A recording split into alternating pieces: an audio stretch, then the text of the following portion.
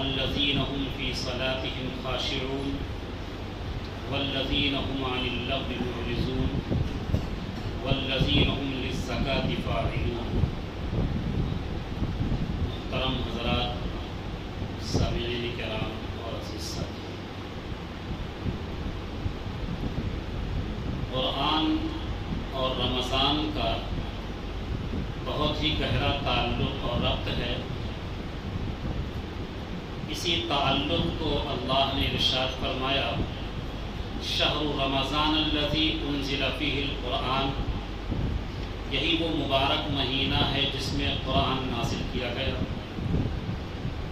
اسی تعلق کی طرف اشارہ ہے، انا انزلناہ فی لیلۃ القدر، کہ ہم نے قرآن کو شب قدر میں اتارا۔ چونکہ قرآن کا ایک نزول تو یہ ہے کہ لوح محفوظ سے سمائے دنیا کی طرف آیا، وہ رمضان میں آیا اور شب قدر میں آیا۔ دوسرا نزول ہے آسمان دنیا سے دنیا میں آنا، یہ تدریجاً آیا 23 سال کی مدت میں، آہستہ آہستہ جس طریقے سے ضرورت پڑتی گئی قرآن کی آیتیں آتی ہیں۔ تو یہ قرآن اور رمضان، اس کا بہت ہی گہرا ربط ہے۔ معلوم یہ ہونا ہے کہ قرآن کے نزول کا مقصد کیا ہے، قرآن نے خود بیان کیا ہے، شہر رمضان الذی انزل فیہ القرآن ھدی للناس۔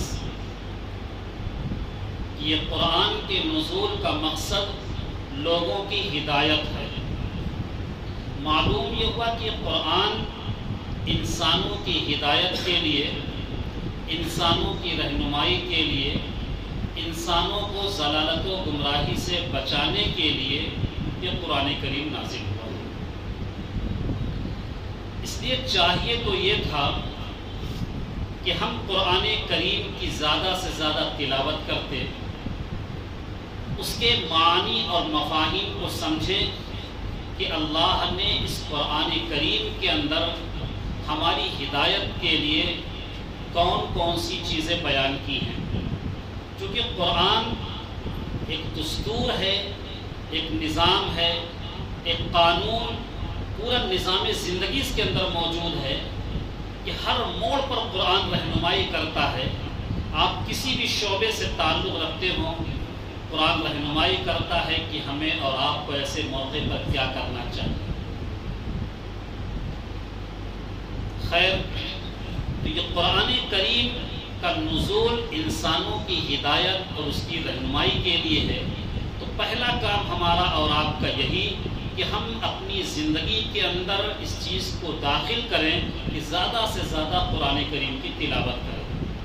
دوسری چیز، وقت نکال کر کے ہم اس کے معانی اور مفاہیم کو سمجھیں۔ تیسری چیز، ہم ان احکام پر عمل کرنے کی کوشش کریں جو اللہ نے ہمیں اور آپ کو بتلایا ہے، اور ان چیزوں سے باز آئیں جن چیزوں سے ہمیں اور آپ کو روکا ہے۔ آج جس سورت کی تفسیر کرنی ہے وہ سورہ مومنون ہے۔ اس سورت کے تعلق سے حضرت عمر فاروق رضی اللہ تعالیٰ عنہ روایت کرتے ہیں کہ حضور اقدس صلی اللہ علیہ وسلم پر جب وحی نازل ہوتی تھی تو ایک ہلکی سی بھینی بھینی آواز، جسے بھنبھناہٹ کہتے ہیں، محسوس ہوتی تھی، جیسے شہد کی مکھیوں کی آواز ہوتی ہے۔ حضرت عمر فاروق رضی اللہ تعالیٰ عنہ کہتے ہیں کہ ایک مرتبہ آپ کی خدمت میں حاضر ہوئے اور اس قسم کی بھنبھناہٹ محسوس ہوئی تو ہم رک گئے، ٹھہر گئے کہ تھوڑی دیر بعد جو وحی نازل ہوئی ہے اس کو سن لیں، معلوم کر لیں کیا چیز ہے۔ چنانچہ جب آپ صلی اللہ علیہ وسلم پر وحی جو نازل ہو رہی تھی اس سے فراغت ہوئی تو آپ صلی اللہ علیہ وسلم نے قبلہ کی طرف رخ کر کے چند دعائیں مانگی۔ سب سے پہلی دعا یہ کی، اللہم زدنا ولا تنقصنا، کہ اے اللہ تو ہمیں زیادہ سے زیادہ عطا کر، ولا تنقصنا، اور کسی اور کچھ بھی کمی نہ کر۔ ایسے ہی کہا وَأَكْرِمْنَا وَلَا تُهِنْنَا، اے اللہ ہمیں عزت بخش، ہمیں ذلیل نہ کر۔ آگے کہا اللہ تعالیٰ، اللہ کے نبی نے وَآتِنَا وَلَا تَحْرِمْنَا، اے اللہ ہم پر بخشش کر اور ہم کو کسی چیز سے محروم نہ کر۔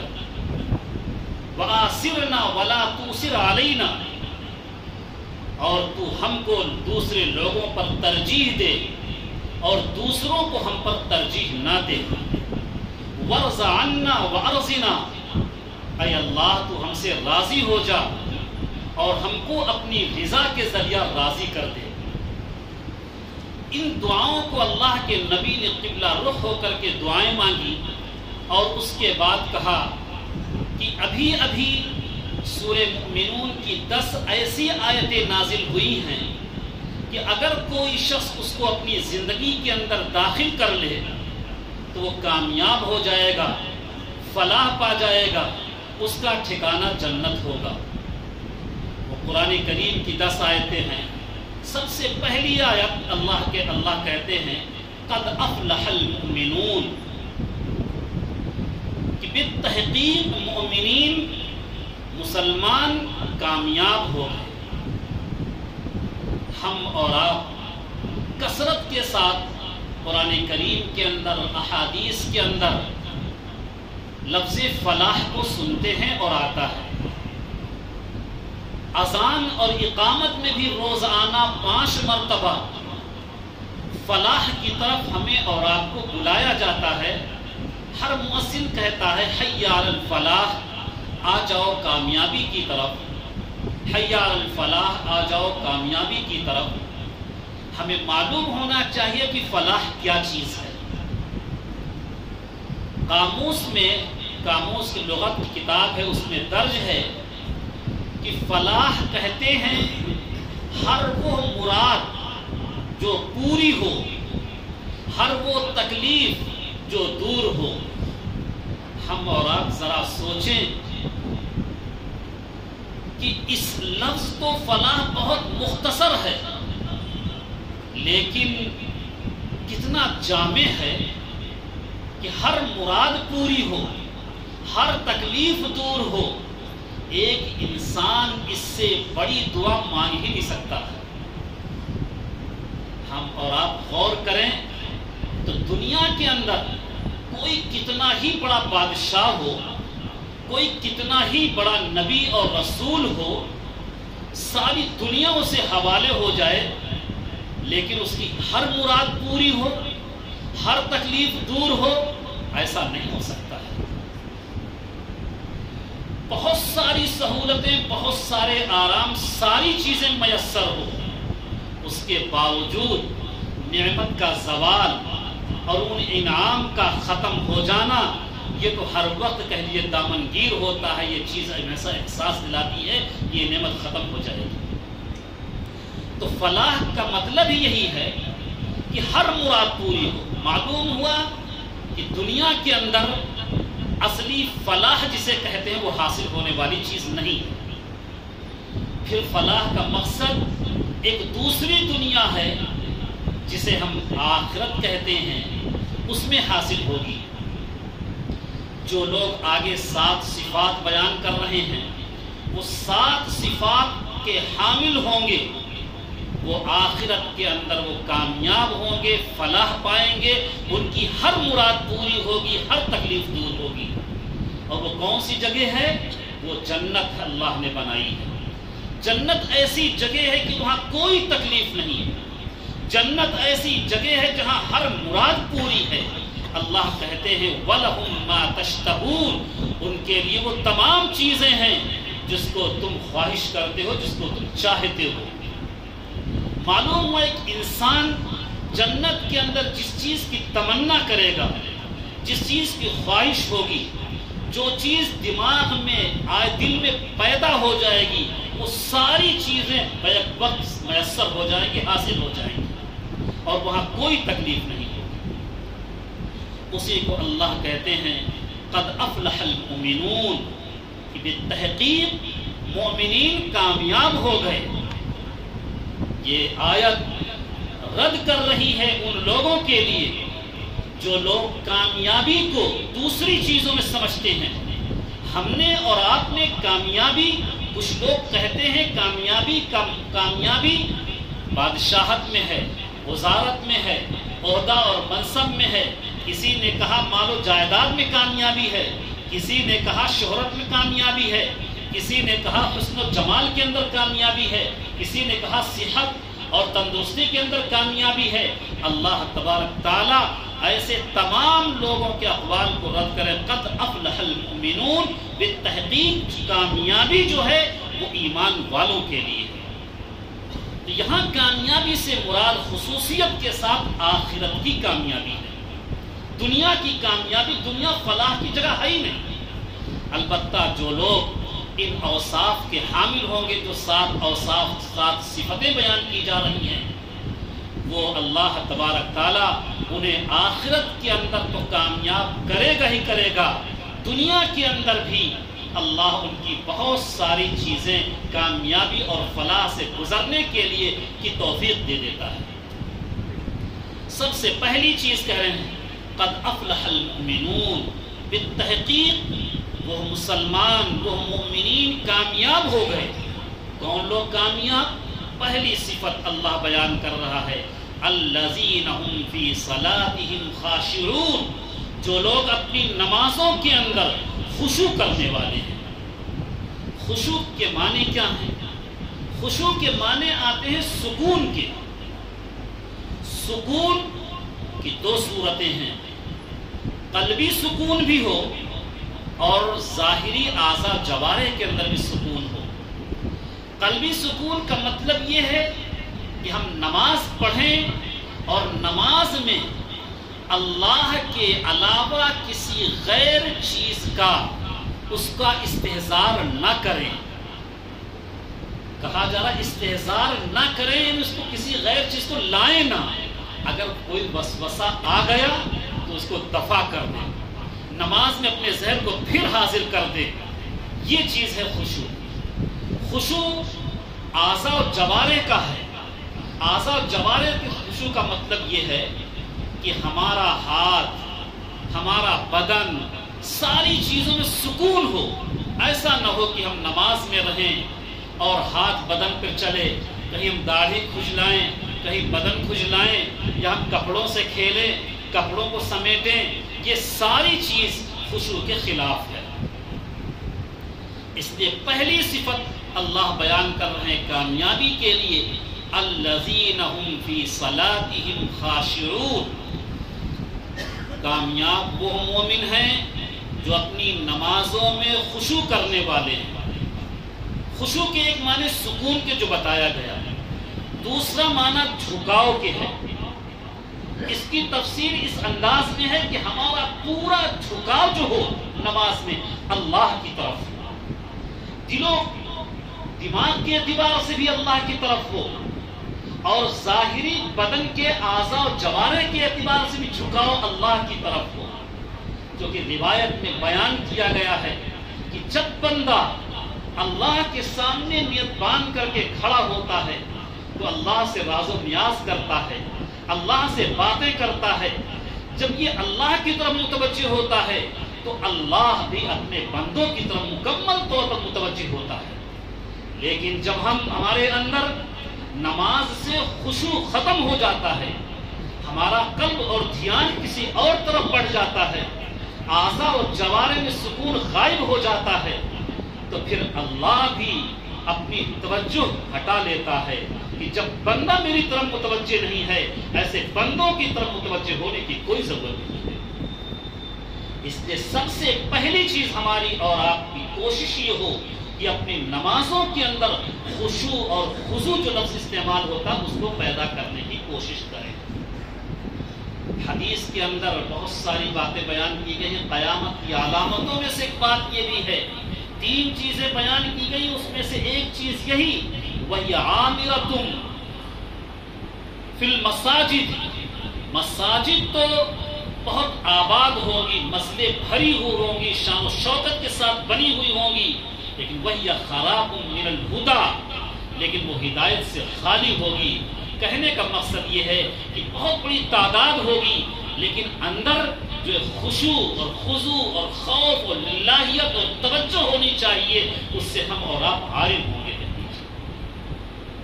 پہلی صفت۔ دوسری صفت اللہ بیان کر رہا ہے والذین هم عن اللغو معرضون، کامیاب وہ مومنین ہیں جو لغو سے اعراض کرنے والے ہیں، برکنار رہنے والے ہیں۔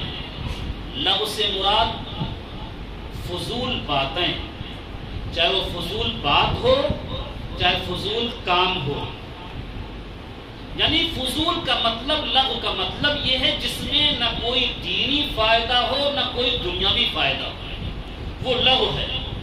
اس سے اعراض جو کرنے والے ہیں، اس سے جو برطرف رہنے والے ہیں، اس سے دور رہنے والے ہیں، وہی کامیاب ہیں۔ آج ہم اپنی زندگی کا جائزہ لیں کہ آج ہم اور آپ اپنے زندگی کے قیمتی اوقات کو کس طریقے سے لغو میں ضائع کر رہے ہیں۔ بیٹھ کر کے ایسی ایسی چیزوں میں بحث مباحثہ کر رہے ہیں جس سے نہ دین کا فائدہ ہے نہ دنیا کا فائدہ ہے۔ ایسے ایسے سوالات کر رہے ہیں، ایسے ایسے گھنٹوں ہم وقت کو ضائع کر دیتے ہیں دوست یاری میں، تعلقات میں، ہوٹلوں میں بیٹھ کر کے گپ شپ میں، جس میں نہ کوئی دینی فائدہ اور نہ کوئی دنیاوی فائدہ ہو۔ اللہ کے نبی جناب محمد رسول اللہ صلی اللہ علیہ وسلم نے ارشاد فرمایا ہے، انہوں نے بھی کامیابی کی علامتوں میں سے بیان کیا ہے، من حسن اسلام المرء ترکہ ما لا یعنی، کہ اسلام کے انسان کی خوبی یہ ہے وہ لایانی چیزوں کو ترک کر دے، یعنی جس میں ہمارا کوئی فائدہ نہ ہو، نہ دین کا فائدہ ہو نہ دنیا کا کوئی فائدہ ہو، کہ دنیا کا ہی کوئی کام کر رہے ہیں، ہم صرف بیٹھے بیٹھے وقت کو ضائع کر رہے ہیں، ایسی چیزوں میں لگے ہوئے ہیں جس میں نہ کوئی ثواب ہے، تو کہہ لیجیے یہ ساری کی ساری چیزیں لغو میں آتی ہیں۔ اس لیے جو شخص لغو اور بیہودہ کاموں میں لگتا ہے، اللہ اسے اچھی چیزوں کے کرنے کی توفیق نہیں دیتا ہے۔ بہت ساری قیمتی وقت اس کا ایسا ضائع ہو جاتا ہے جس میں وہ نامہ اعمال اس کا خالی رہتا ہے، کوئی ثواب نہیں ملتا، بلکہ ایسی مجلسیں منعقد ہو جاتی ہیں جس میں کسی کو ہم موضوع سخن بناتے ہیں، بس اسی کی غیبت، اسی کی برائی، اسی کی چغلخوری، ان چیزوں میں لگ جاتے ہیں، اور ہمارا جائے کہ کوئی ثواب حاصل ہو، اس کے برخلاف گناہ ہمارے سروں پر ڈال دیا جاتا ہے۔ تو اگر ہم کامیاب ہونا چاہتے ہیں تو ہمیں ایسی مجلسوں کے منعقد کرنے سے بچنا چاہیے، اپنے وقت کو برباد کرنے سے روکنا چاہیے کہ ہمارا وقت ضائع نہ ہو جائے، کیونکہ ہم اور آپ اس دنیا کے اندر اللہ کی عبادت کے لیے بھیجے گئے ہیں، اللہ کی رضا اور اس کی خوشنودی کے لیے بھیجے گئے ہیں، اللہ کے احکام پر عمل کرنے کے لیے بھیجے گئے ہیں۔ ہم یقین جانیے وقت بہت مختصر ہے جو زندگی ہم لے کر کے آئے ہیں۔ اللہ چاہتا ہے یہ میرے بندے کچھ اچھے اعمال کر کے آئیں تاکہ ان کی ہم مغفرت کر دیں، ان کا دائمی اور اصلی گھر اللہ نے جنت بنایا ہے مومنین کے لیے۔ لیکن ہم اور آپ چونکہ ایک انسان ہیں، کمزور مزاج کے ہیں، دنیا میں آئے اور دنیاوی ماحول سے اتنا متاثر ہو گئے کہ دنیا کی محبت ہمارے اور آپ کے دل و دماغ پہ چھا گئی۔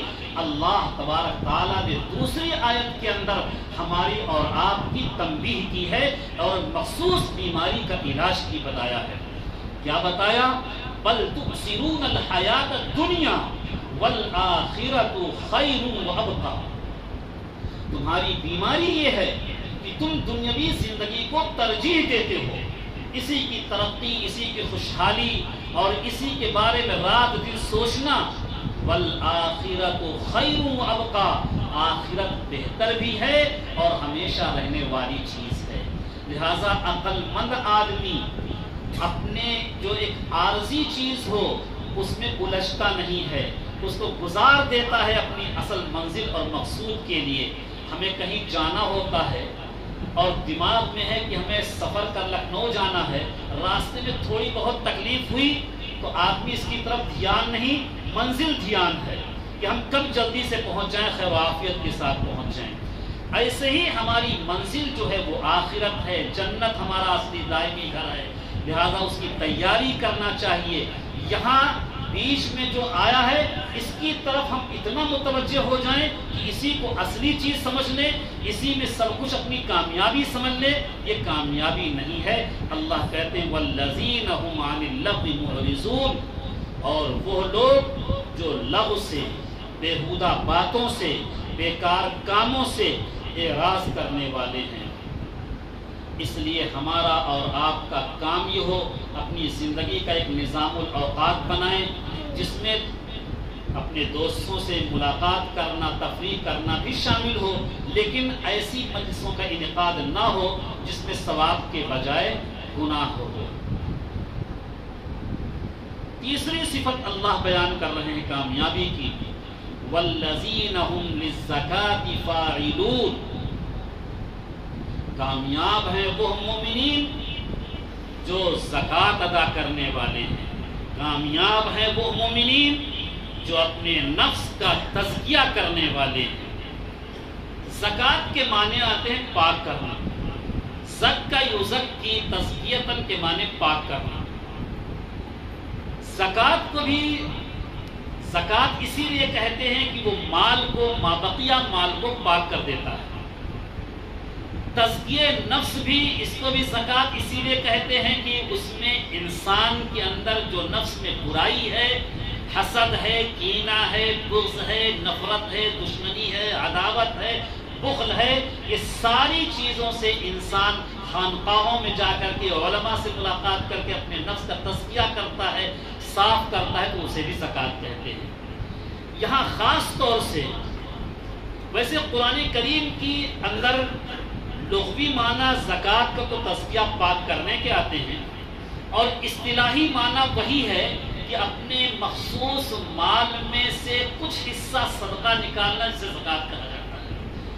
دونوں چیزیں مراد ہو سکتی ہیں، اور ویسے قرآن کریم میں جہاں یہ زکوٰۃ اصطلاحی مراد ہے کہ مال کا کچھ حصہ نکالا جائے، اس کے لیے قرآن نے عام طور پر اقیم الصلاۃ کے ساتھ وآتوا الزکاۃ، یؤتون الزکاۃ، ایتاء الزکاۃ، یہ سارے الفاظ کے ساتھ بیان کیے گئے ہیں، لیکن مراد یہاں دونوں چیزیں ہو سکتی ہیں۔ اب دونوں چیزیں ہیں تو دونوں پہلو پر ہمیں غور کرنا ہے۔ اگر زکوٰۃ سے مراد مال کا وہ حصہ ہے کہ ایک مخصوص حصے میں سے کچھ حصہ اللہ کے راستے میں خرچ کرنا ہے، صدقہ کرنا، وہ مراد ہے، یہ بھی کامیابی کی ایک علامت ہے، کامیابی کے ایک وصف ہے۔ اب اگر یہ زکوٰۃ مراد ہے تو ایسے موقع پر قرآن کریم نے بارہا ہمیں اور آپ کو ارشاد فرمایا کہ اقیموا الصلاۃ وآتوا الزکاۃ، کہ نماز قائم کرو، یہ بھی اسلام کا ایک اہم رکن ہے، وآتوا الزکاۃ، اور زکوٰۃ ادا کرو، یہ بھی اسلام کا ایک رکن ہے۔ جس طریقے سے توحید ایک رکن ہے کہ ہم اللہ کی وحدانیت کے قائل ہوں، کلمہ لا الہ الا اللہ محمد رسول اللہ پڑھنے والے ہوں، اسلام کا ایک رکن نماز ہے جس کو ہم ضروری سمجھتے ہیں، اسلام کا ایک رکن روزہ ہے جسے ہم ضروری سمجھتے ہیں، ایسے ہی صاحب استطاعت پر حج فرض ہے، وہ بھی ایک رکن ہے، ایسے ہی جو صاحب استطاعت ہیں، صاحب نصاب ہیں، ان پر زکوٰۃ بھی فرض ہے، زکوٰۃ بھی ایک رکن ہے۔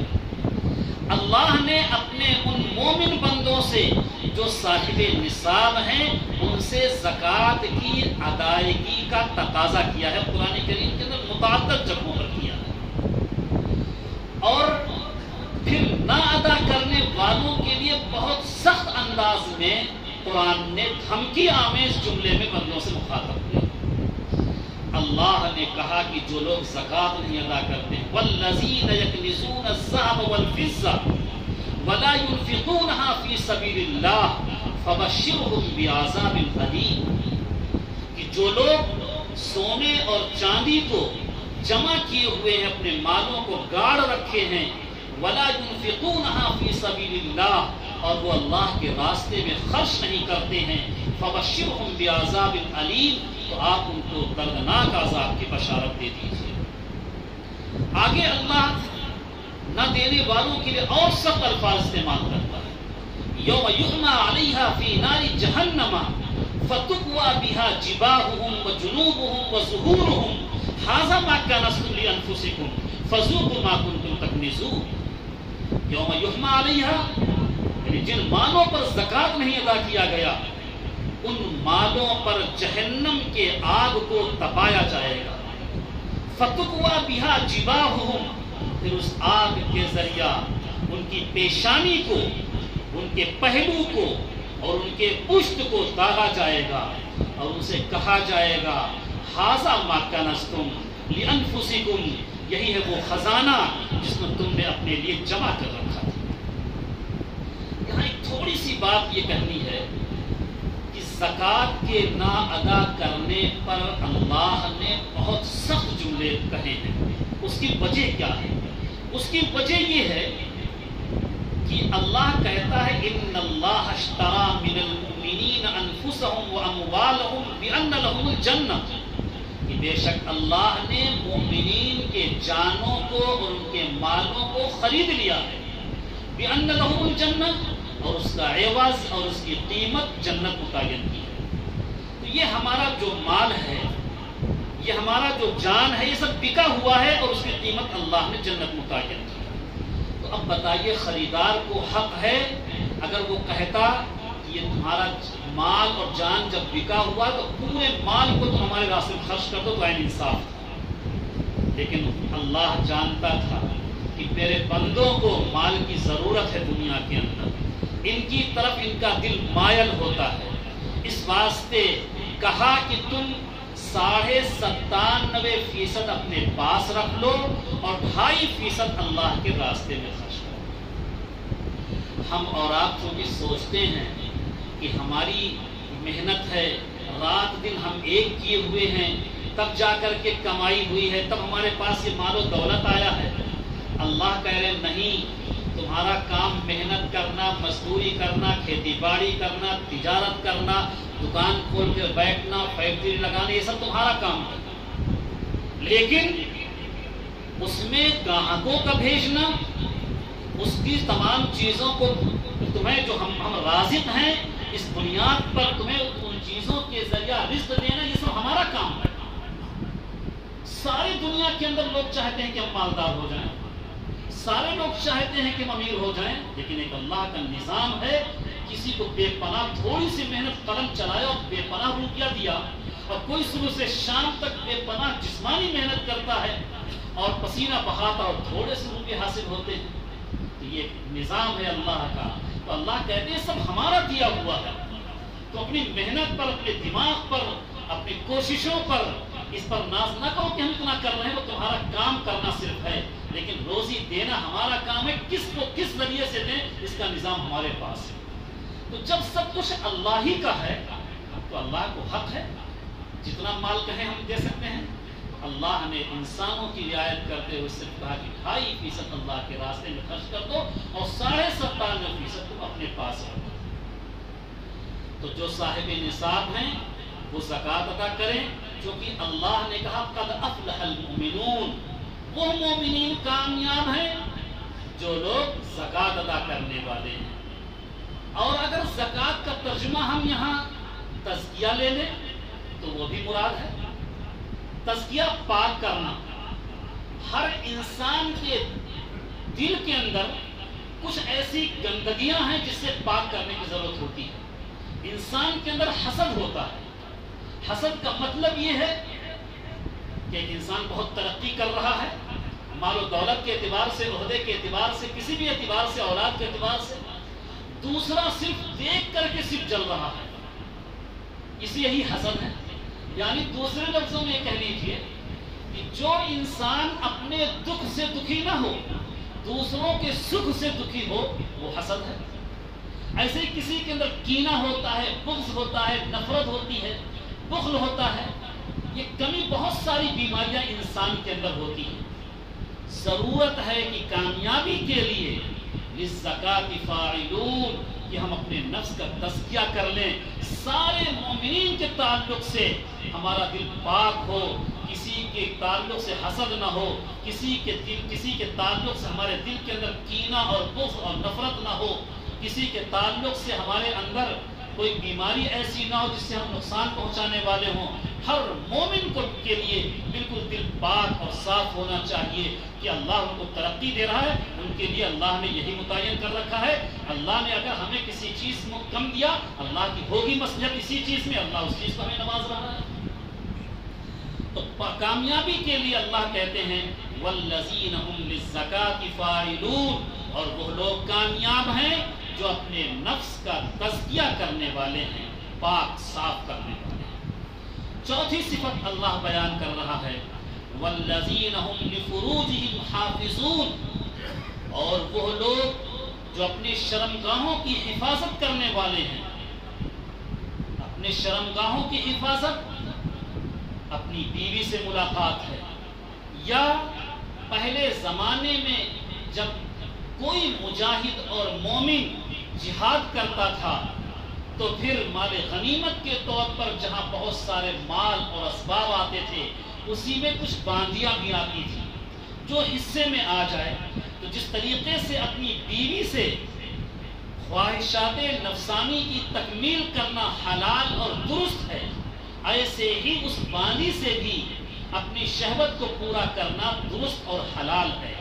اللہ کہتے ہیں کہ جو لوگ اپنے شرمگاہوں کی حفاظت کرتے ہیں الا علی ازواجہم او ما ملکت ایمانہم، مگر اپنی بیویوں پر اور اپنی باندیوں پر، فإنہم غیر ملومین، تو وہ ان پر ملامت نہیں ہے، وہ تو صحیح جگہ پر اپنی شہوت پوری کر رہے ہیں، ان کے لیے وہ حلال ہے، درست ہے۔ فَمَنِ ابْتَغَىٰ وَرَاءَ ذَلِكَ، بس جس شخص نے اس کے علاوہ کا طلبگار ہے، بس جس شخص نے اس کے علاوہ کو تلاش کیا، یعنی ان دو راستوں کے علاوہ، اپنی بیوی اور باندیوں کے علاوہ، فَأُولَٰئِكَ هُمُ الْعَادُونَ، تو وہ حد سے تجاوز کرنے والا ہے۔ ان دو طریقوں کے علاوہ اگر کوئی شخص اپنی شہوت کو پوری کرتا ہے کسی دوسری عورت سے، یا محرمات جو ہیں ان سے نکاح کر لیا، یا اپنی بیوی ہے لیکن حیض کی حالت میں ملاقات کر لی، نفاس کی حالت میں ملاقات کر لی، یا پیچھے کے راستے سے اس نے ملاقات کر لی، ساری کی ساری چیزیں حرام ہیں اور درست نہیں ہے۔ اسی کو اللہ کہتے ہیں کہ کامیابی کے لیے ضروری ہے کہ اپنی شرمگاہوں کی حفاظت کریں، صرف اس کو محل میں استعمال ہونا چاہیے، اس کے علاوہ کہیں بھی اگر یہ استعمال ہوا تو پھر وہ شخص کامیاب اور بامراد قرآن کی اصطلاح میں نہیں ہے۔ والذین هم لفروجہم حافظون، اور وہ لوگ جو اپنی شرمگاہوں کی حفاظت کرتے ہیں الا علی ازواجہم، اگر اپنی بیویوں پر، او ما ملکت ایمانہم، یا اپنی باندیوں پر، فإنہم غیر ملومین، تو ان پر کوئی ملامت نہیں ہے۔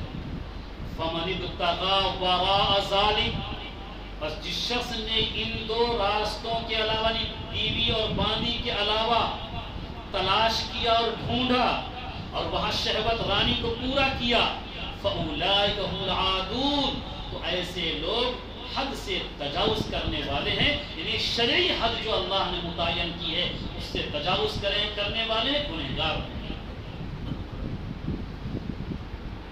پانچویں صفت اللہ بیان کر رہا ہے کامیابی کے لیے والذین هم لأماناتہم وعہدہم راعون، کامیابی کے لیے کیا ہے؟ والذین، اور وہ لوگ جو اپنی لأماناتہم، اپنی امانت کے لیے، چھٹی چیز وعہدہم، اور اپنے وعدوں کی، راعون، حفاظت کرنے والے ہیں۔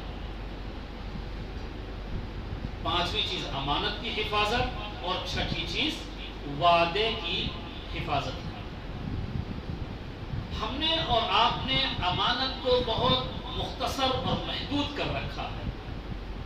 ہم سمجھتے ہیں امانت صرف اسے کہتے ہیں کہ جو کسی کے پاس کچھ روپیے یا کوئی چیز رکھ دے اور کہے اس کی حفاظت کرنا، میں سفر پہ جا رہا ہوں یا کسی کام میں ہوں، کچھ دن بعد آ کر کے لے لیں گے، تو اب اگر اس شخص نے واپس کر دیا وہ جب آیا لینے، تو ہم سمجھتے ہیں کہ وہ بڑا امانت دار شخص ہے، اور اگر اس نے کوئی ٹال مٹول کیا یا نہ دیا یا تاخیر کیا تو ہم کہتے ہیں خیانت ہے۔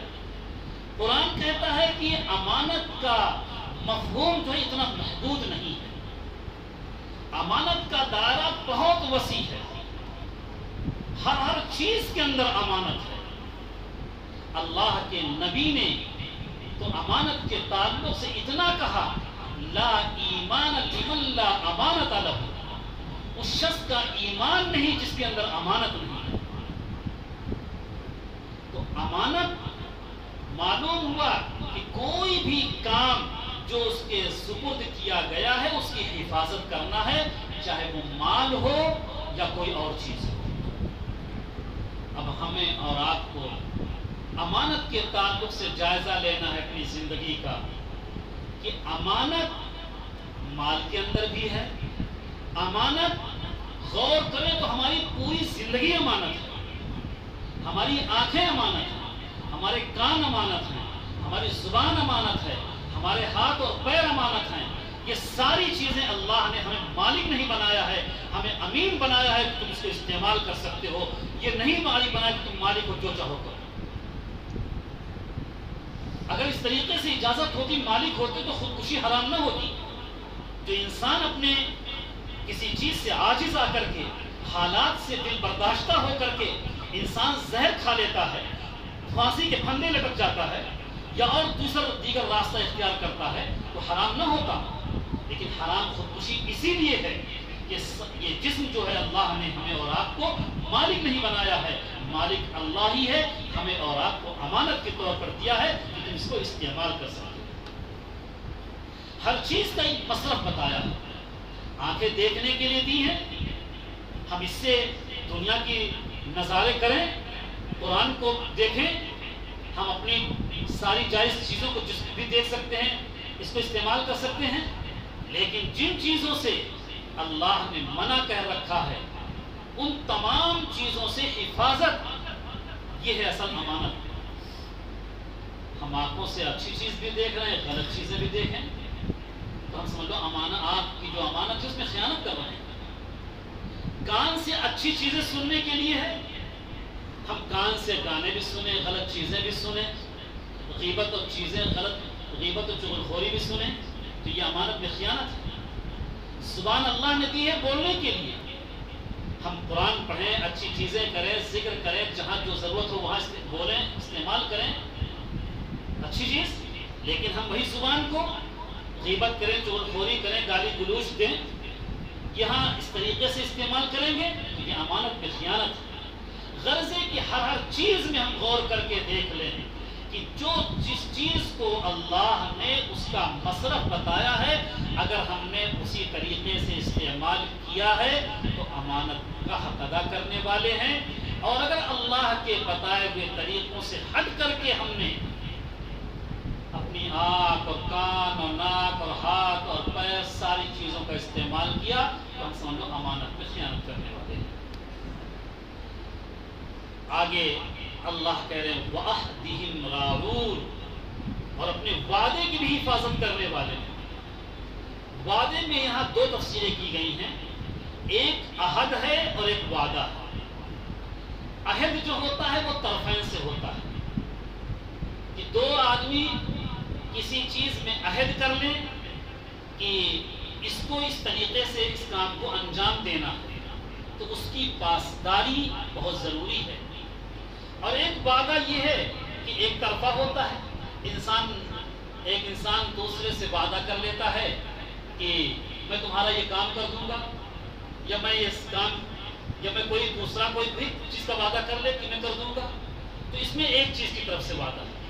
دونوں چیزوں میں چاہے وہ عہد ہو جسے معاہدہ کہا جاتا ہے، اور یا وعدہ ہو جو ایک جانب سے ہے، دونوں کی پاسداری بہت ہی اہم ہے، ضروری ہے، کامیابی کی علامت ہے۔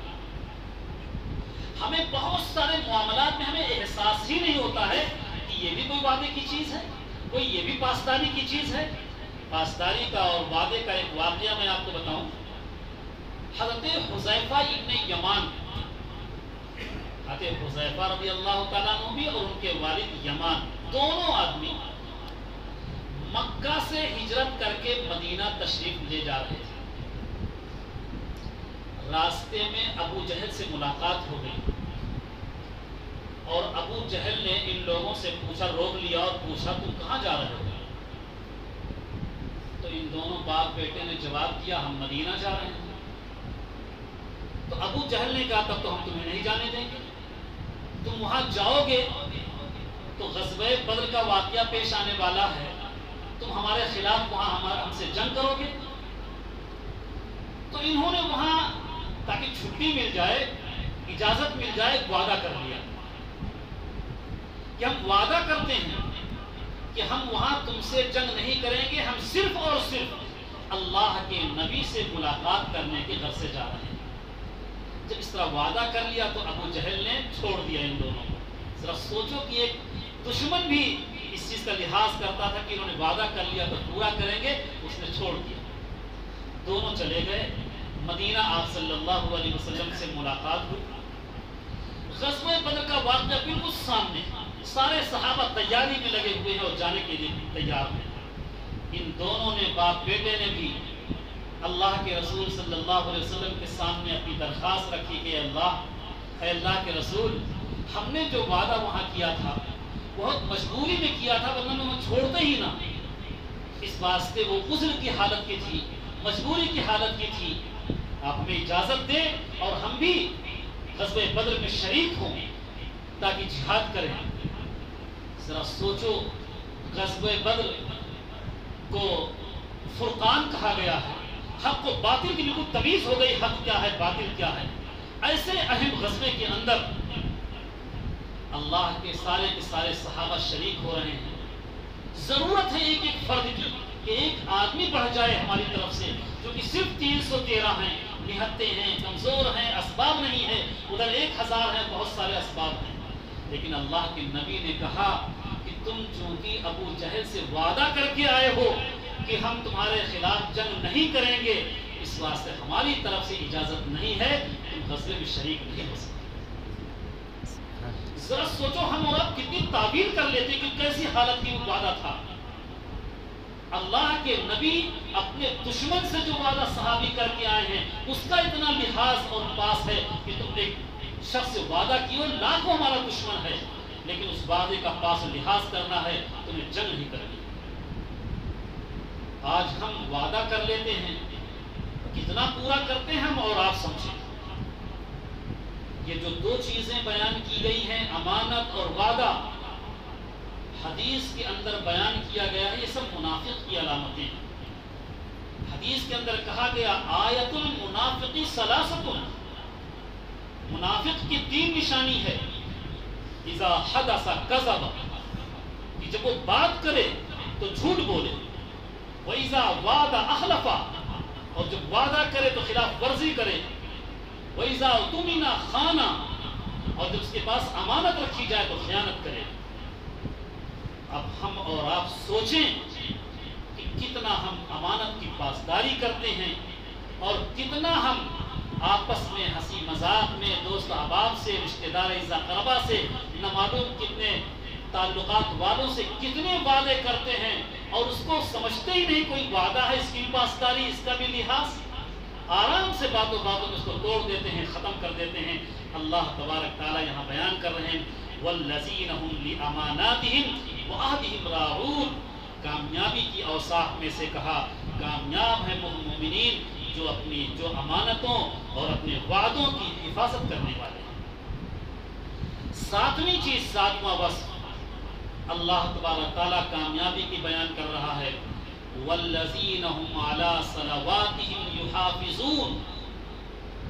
اور وہ لوگ جو اپنی نمازوں کی حفاظت کرتے ہیں، یعنی پابندی کرتے ہیں، فرائض اور سنن کا خیال کر کے جماعت کے ساتھ 5 وقتہ نماز پڑھتے ہیں، وہ کامیاب ہیں. اللہ تبارک تعالیٰ نے کامیابی کے 7 اوصاف بیان. شروع میں بھی خشوع نماز، آخر آخری میں بھی نماز کی پابندی۔ اللہ کے نبی اسی لیے کہتے ہیں لا تترکن الصلاۃ المکتوبۃ متعمدا۔ اللہ کے نبی چونکہ جانتے ہیں کہ حفاظت، نماز کی حفاظت، اس کی پابندی ہی میں کامیابی ہے، اس لیے اللہ کے نبی نے کیا کہا؟ لا تترکن الصلاۃ المکتوبۃ متعمدا، کہ تم لوگ جان بوجھ کر کے فرض نماز کبھی بھی مت چھوڑو، کیونکہ جس شخص نے فرض نماز کو جان بوجھ کر کے چھوڑ دیا وہ اللہ کے امان سے نکل گیا، اور جو اللہ کے امان سے نکل جائے اس کو تو کوئی بھی دشمن اپنا شکار بنا سکتا ہے، کوئی بھی شکاری اپنا شکار بنا سکتا ہے، کوئی بھی اسے اپنے پھندے میں پھانس سکتا ہے، کیونکہ وہ اللہ کے امان سے نکلا ہوا ہے۔ اس لیے ہم اور آپ کو چاہیے کہ ہم اور آپ نماز کی پابندی کریں۔ نماز کی پابندی کے تعلق سے اللہ کے نبی فرماتے ہیں من حافظ علی الصلاۃ، جس شخص نے نماز کا پابندی کی، اکرمہ اللہ بخمس خصال، تو اللہ اسے 5 قسم کے انعامات سے نوازتے ہیں۔ پہلا انعام یرفع عنہ ضیق العیش، جو شخص نماز کی پابندی کرے گا، نماز کا اہتمام کرے گا، اس سے رزق کی تنگی کو دور کر دیا جائے گا۔ آج ہم اور آپ کتنا رونا روتے ہیں، کاروبار نہیں چل رہا، ٹھپ ہے، ساری پریشانی ہے، ساری چیز بیان کر رہے ہیں، نمازوں کی پابندی ہونی چاہیے۔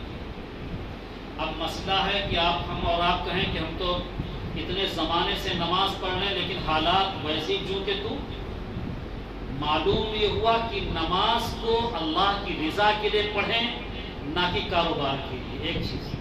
دوسری چیز ہمیں غور کرنی ہے کہ ہماری نماز کیسی ہے۔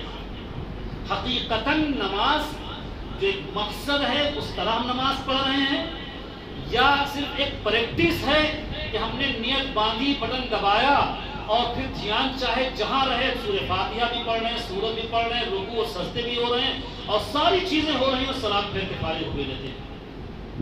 نماز میں ہم سوچیں اللہ سے راز و نیاز کی باتیں کر رہے ہیں۔ پہلی چیز تو یہ ہونا چاہیے کہ ہم اللہ کو دیکھ رہے ہیں، اتنا نہ تصور ہو پائے تو کم سے کم اتنا ہونا چاہیے کہ اللہ ہمیں دیکھ رہا ہے۔ جب اس چیز کو لے کر کے بیٹھیں گے کہ اللہ ہمیں دیکھ رہا ہے کم سے کم، تو آدمی توجہ کے ساتھ ذرا سا سوچو کہ ہم کسی بڑے کے دربار میں پہنچتے تو خاموش رہتے ہیں، باتیں نہیں کرتے، اس کے آداب ساری چیز بحال کر لیتے ہیں۔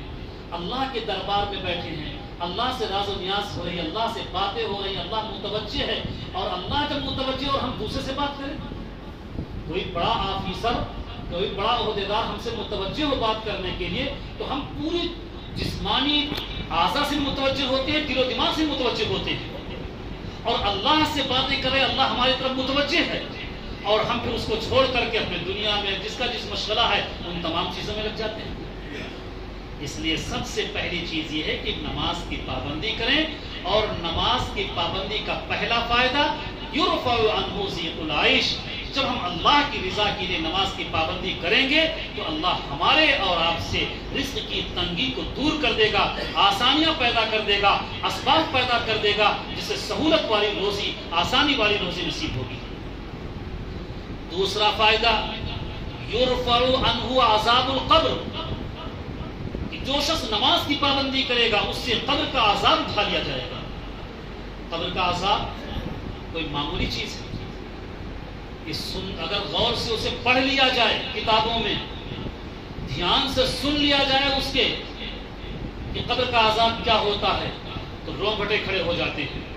اصلی حالت تو وہی بتا سکتا ہے جو قبر کے اندر لیٹا ہوا ہوگا، لیکن اللہ کے نبی کہتے ہیں نمازوں کی پابندی جو شخص کرے گا یرفع عنہ عذاب القبر، اس سے قبر کا عذاب اٹھا لیا جائے گا، خیر و عافیت کی قبر کے اندر خیر و عافیت سے رہے گا۔ تیسرا انعام یعطیہ اللہ کتابہ بیمینہ، کل جب قیامت کے دن میدان محشر قائم ہوگا، وَإِذَا الصُّحُفُ نُشِرَتْ، صحیفے بکھیرے جائیں گے اور لوگوں کے ہاتھوں میں نام اعمال پہنچے گا۔ تو ایسا نہیں کہ ہم بہادر ہیں، اور بڑے طاقتور ہیں فوراً داہنے ہاتھ میں چھین لیں گے. اللہ کا ایک نظام ہے جو اس دنیا کے اندر جیسا کر کے جائے گا ویسے اس کے ہاتھ میں نام اعمال پہنچے گا، کسی کے داہنے ہاتھ میں کسی کے بائیں ہاتھ میں. لیکن اللہ کے نبی کہتے ہیں جو شخص نمازوں کی پابندی کرے گا یعطیہ اللہ کتابہ بیمینہ، اللہ اسے کل قیامت کے دن داہنے ہاتھ میں نام اعمال دے گا. داہنے ہاتھ میں نام اعمال کتنی بڑی بشارت ہے. قرآن کریم کہتا ہے فَأَمَّا مَنْ أُوتِيَ كِتَابَهُ بِيَمِينِهِ فَيَقُولُ هَاؤْمُ اقْرَءُوا كِتَابِيَهْ إِنِّي ظَنَنْتُ أَنِّي مُلَاقٍ حِسَابِيَهْ فَهُوَ فِي عِيشَةٍ رَاضِيَةٍ فِي جَنَّةٍ عَالِيَةٍ قُطُوفُهَا دَانِيَةٌ. جس کے داہنے ہاتھ میں نامہ اعمال دے دیا گیا اچھلتا پھرے گا، کودتا پھرے گا. دنیا کے اندر کسی اچھے پوسٹ کے لیے ہم امتحان میں کامیاب ہو جائیں کتنی خوشی ہوتی ہے، چار لوگوں کو بتاتے رہتے ہیں. اور وہاں جب آخرت داہنے ہاتھ میں نامہ اعمال آ گیا، کامیابی کا رزلٹ مل گیا، انسان کتنا خوش ہوگا تصور نہیں کر سکتا ہے. اسی کو اللہ نے کہا ہے فَأُمُّهُ، وہ شخص کیا کرے گا؟ اچھلے گا، کودے گا، دکھائے گا لوگوں کو کہ میرے لوگ میرا رشتہ دیکھ لو، میرا میں کامیاب ہو گیا. انی ظننت انی ملاق حسابیہ، اللہ واقعہ اس کا بیان کر رہے ہیں. جو بندہ کہے گا کہ میرا گمان تھا، میرا یقین تھا کہ کل قیامت کے دن ذرے ذرے کا حساب دینا ہے، اس واسطے میں نے دنیا کے اندر غفلت کی زندگی نہیں گزاری، لاپرواہی کی زندگی نہیں گزاری، احکام پر عمل کر کے زندگی گزاری ہے، اللہ کا خوف دل و دماغ پر مسلط کر کے گزاری ہے. اس لیے اللہ تبارک تعالیٰ نے اس انعام سے ہمیں نوازا. داہنے ہاتھ کا ملنا، داہنے ہاتھ میں نامہ اعمال کا ملنا بہت بڑا انعام ہے. چوتھا انعام جو نماز کی پابندی کرے گا، ہمیں اور آپ کو معلوم ہے کہ ہر شخص کو پلسرات سے گزرنا ہے، اور پلسرات 500 برس کی مسافت ہے. یہ بھی ہمیں معلوم ہے کہ وہاں اندھیرا ہی اندھیرا ہے. وہ پلسرات بال سے باریک، تلوار سے زیادہ اس کا تیز، ساری مثالیں پڑھتے چلے آئے بچپن سے.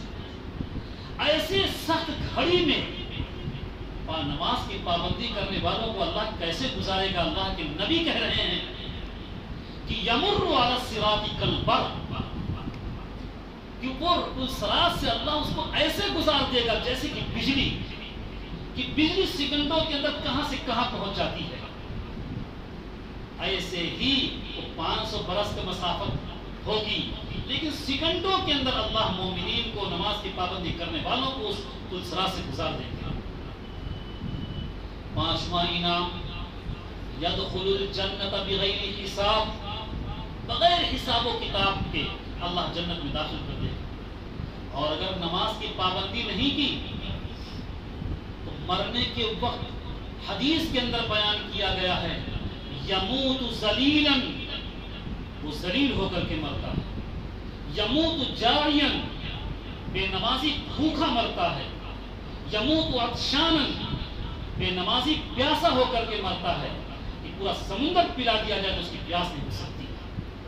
قبر کا عذاب تو بھائی ہے کہ اسے تنگ ہو جائے گا، بسلیاں ایک طرف سے دوسری طرف کی ہو جائیں گی. اور آخرت کے اندر بھی سخت الرب، اللہ ناراض ہوگا.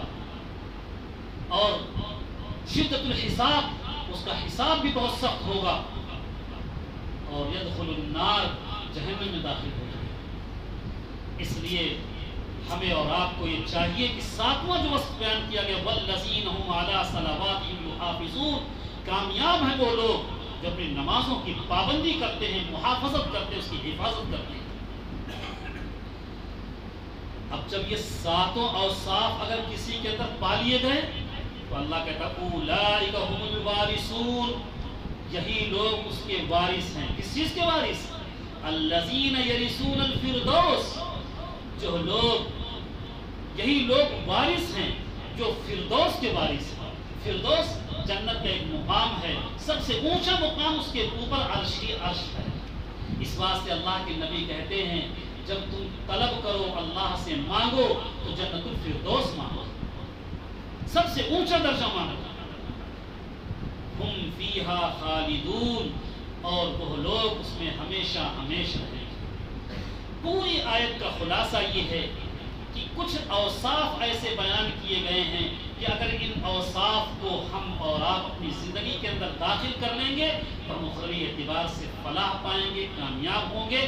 ہمارا شروع بھی یہی تھا کہ خشوع خضوع ہو، اور آخری چیز بھی اس میں نماز کی پابندی ہے، نماز کا اہتمام ہے۔ دونوں چیزوں کو لا کر کے یہ بتانا مقصود ہے کہ اگر کوئی انسان نمازوں کی پابندی کر لے، نماز کی پابندی کا اہتمام کر لے گا، تو اللہ تبارک تعالیٰ جو بیچ کے اور اوصاف ہیں، اللہ ان تمام اوصاف کو بھی اس کے اندر پیدا کر دے گا، تاکہ وہ بامراد اور کامیاب ہو سکے اور اخروی زندگی اس کے اندر اس کو سنوار سکے۔